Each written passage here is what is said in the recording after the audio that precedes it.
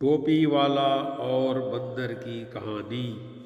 एक गांव में एक आदमी रहता था। टोपी बेचना उसका काम था। अपने गांव के साथ ही वह आसपास के दूसरे गांवों में भी घूम घूम कर टोपियां बेचा करता था।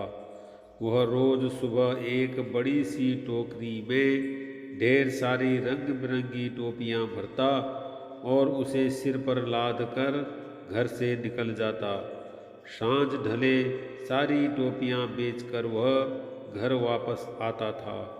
एक दिन अपने गांव में टोपियां बेचने के बाद वह पास के एक दूसरे गांव जा रहा था। दोपहर का समय था। वो थका हुआ था और उसका गला भी सूख रहा था। रास्ते में एक स्थान पर कुआं देख कर वह रुक गया। कुएं के पास ही बरगद का एक पेड़ था, जिसके नीचे उसने टोपियों की टोकरी रख दी और कुएं से पानी निकाल कर पीने लगा। प्यास बुझ जाने के बाद उसने सोचा कि थोड़ी देर सुस्ताने के बाद ही आगे बढ़ना ठीक होगा। उसने टोकरी में से एक टोपी निकाली और पहन ली। फिर बरगद के पेड़ के नीचे गमछा बिछाकर बैठ गया। वह थका हुआ तो था ही, जल्दी ही उसे नींद आ गई। वो खर्राटे मारते हुए सो रहा था कि शोर शराबे से उसकी नींद उचट गई। आंख खुली तो उसने देखा कि बरगद के पेड़ के ऊपर ढेर सारे बंदर उछल कूद कर रहे हैं।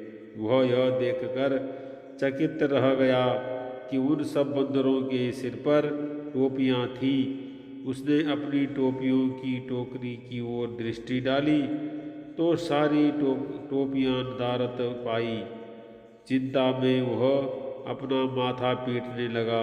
सोचने लगा कि अगर बंदर सारी टोपियां ले गए तो उसे बड़ा नुकसान हो जाएगा। उसे माथा पीटता देख बंदर भी अपना माथा पीटने लगे। बंदरों को नकल उतारने की आदत होती है। वे टोपी वाले की नकल उतार रहे थे।